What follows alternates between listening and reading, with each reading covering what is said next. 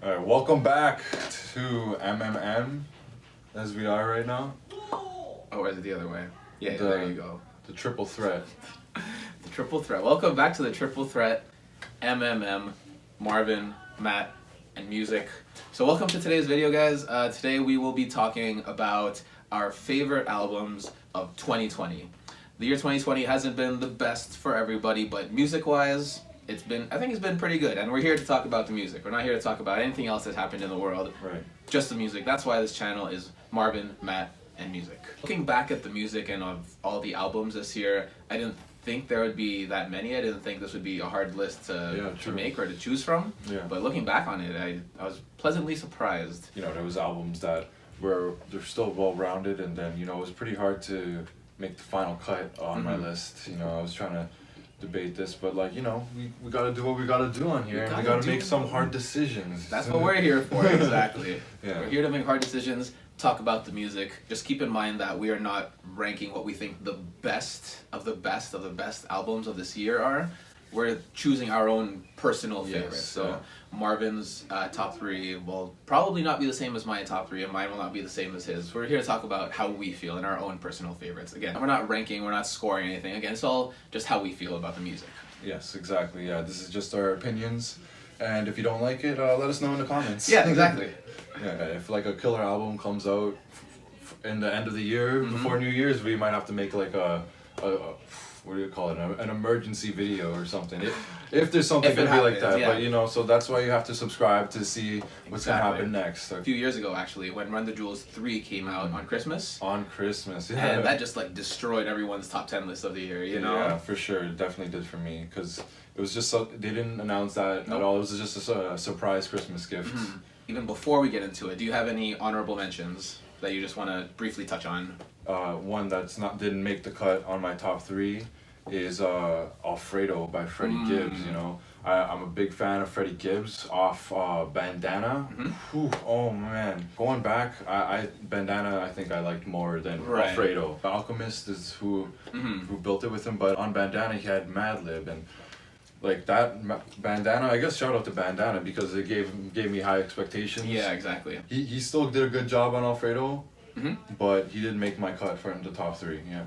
I didn't spend too much time with that album, but from what I do remember of it, he sounds like really good on those like jazzy style beats, right? And that jazzy style production. Yeah. A few of my honorable mentions for this year were Circles by Mac Miller. Nice. That one came out like early January this year, and from the first time I heard it, I knew already it would be like a contender for album of the year. Yeah.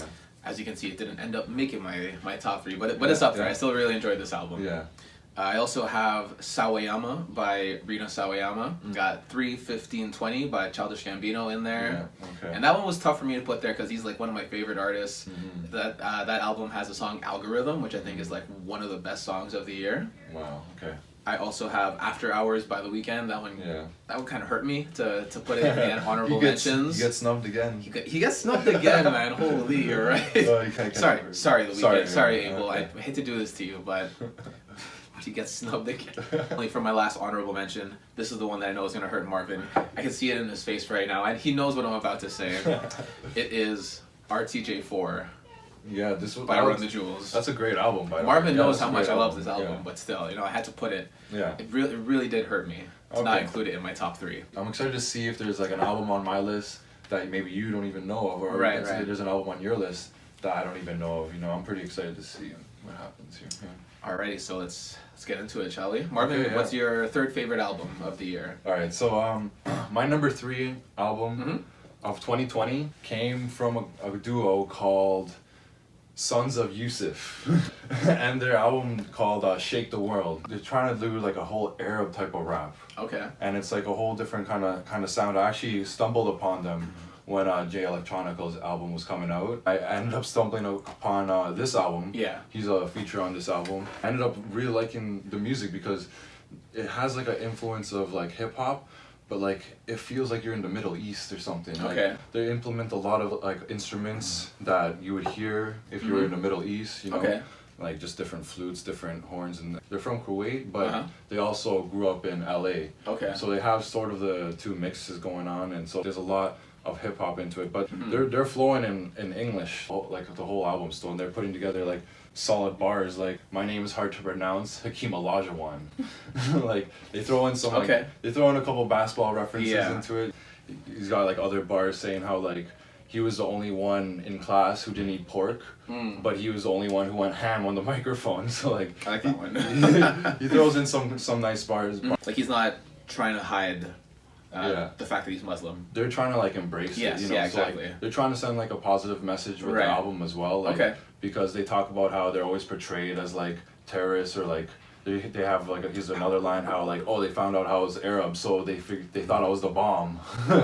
You know, so like they'll throw in like a line or two like that, but like predominantly just like trying to like change the perspective and show that like, hey, they're actually just trying to like teach peaceful meanings. They're trying to like break the stigma. One of my favorite songs is Mashallah, and it has like it's just a greeting. They greet to each other, and it kind of just means like peace, you know, like I wish you peace and stuff. Right. So Mashallah, you know, they say that like it's with like the whole like Arabic side of it, just like instrumentally like influenced on it, but with like a hip hop like mixed to it. Is like something I haven't heard before. But my favorite song would still have to be Diving for Pearls. Okay. And that has a J Electronica feature, and their bars are like searching for their wisdom, searching for like an enlightenment, maybe to try to like live a peaceful life in a way. They have a lot of like positive messages in the album.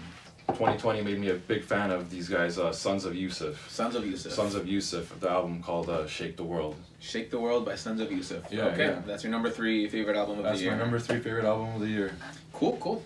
Yeah. All right. Personally, I haven't heard of that one, but that's what we're here for. You know, talk about music with each other that we know of and that we don't know of. You know, to introduce new music to each other and also to you, the viewers. Yeah. So yeah, that was my number 3. Now Matt, I'll hand it to you. What was your number 3? My number 3, my third favorite album of this year of 2020 was Dreaming of David by Ryan Beatty. Now Ryan Beatty, he's the guy of like former Disney fame. He was touted as he was supposed to be one of the next Justin Bieber type figures, but that didn't really pan out for him. Yeah.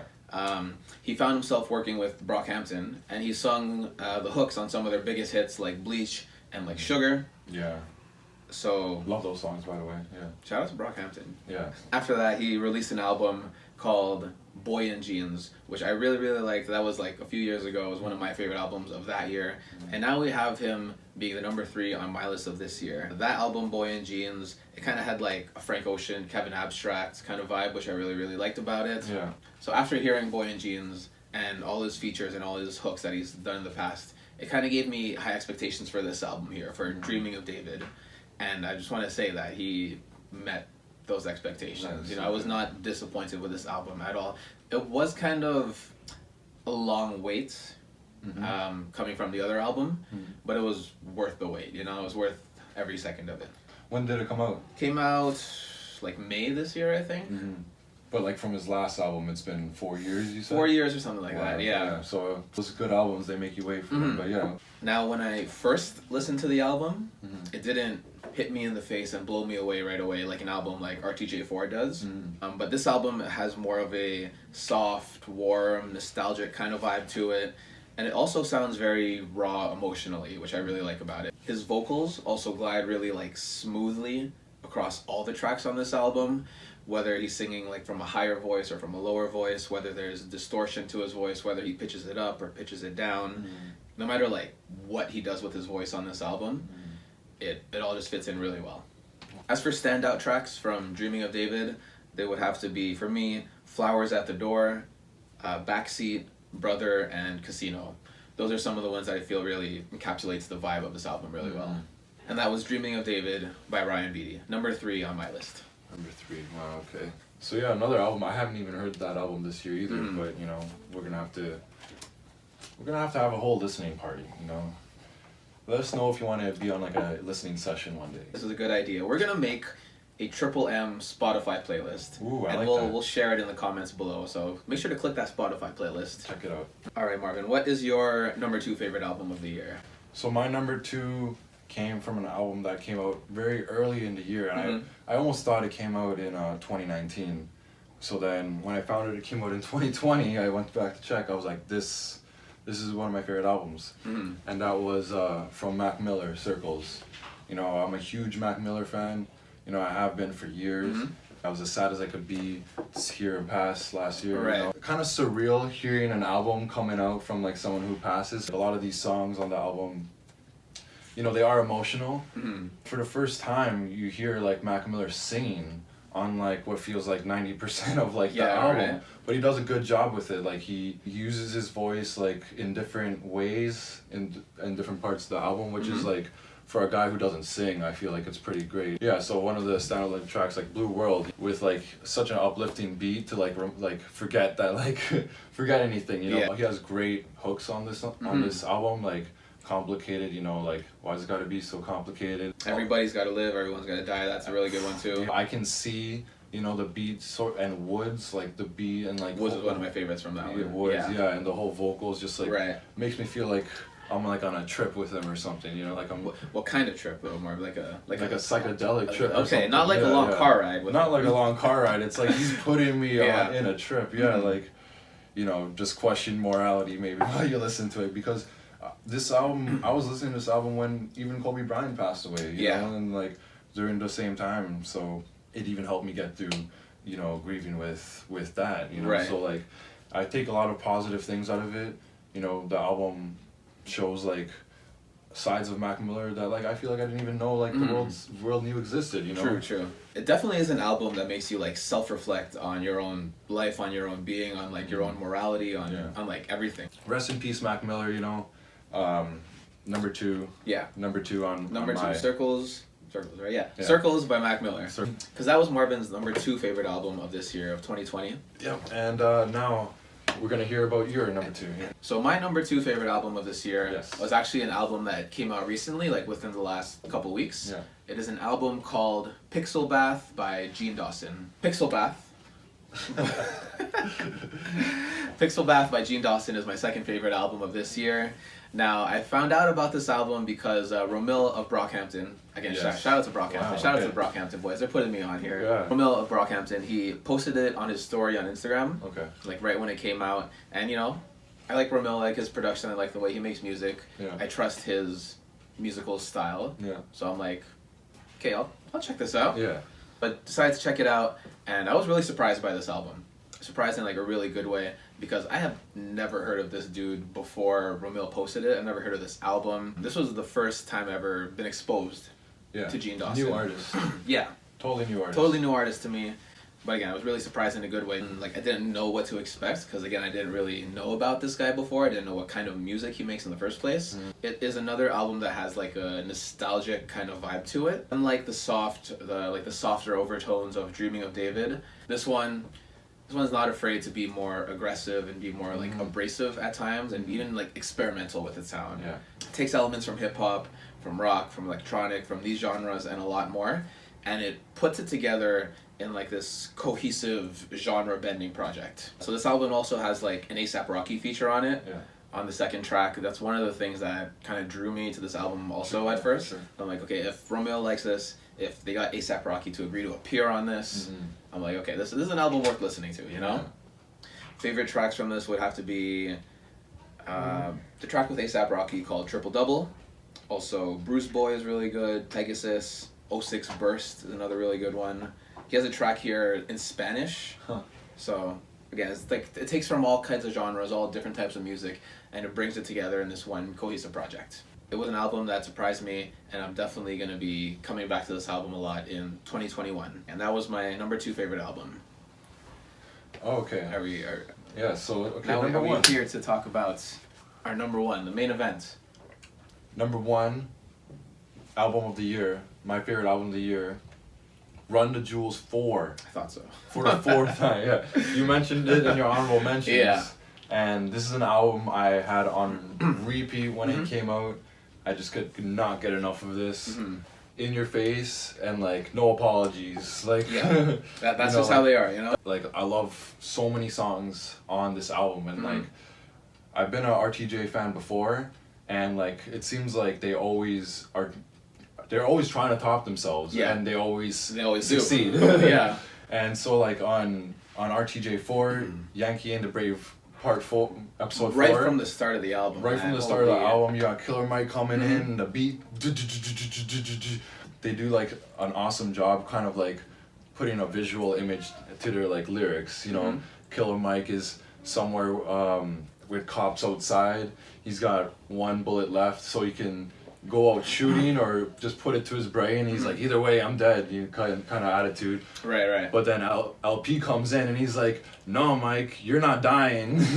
He's like, he makes a fat joke and he's like, run like you're hungry. Yeah. And get your ass in the ride. And like, that's part of what I love about Run the Jewels too, is like they're comedic in some way. Like that line like that, like you don't hear anywhere else. They're like really serious and really political at times, but also they throw in really funny lines like that to kind of like balance it out. To balance it out, yeah, because like I guess they understand that like they're serious things, but like you gotta have, like they're just naturally fun.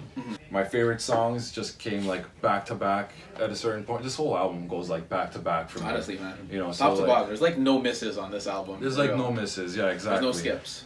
How many songs? It's like 11 tracks, I think. 11 tracks. They go for 11 for 11 from the field. You know? Yeah, right. But Goonies and E.T. has to be one of my favorite songs.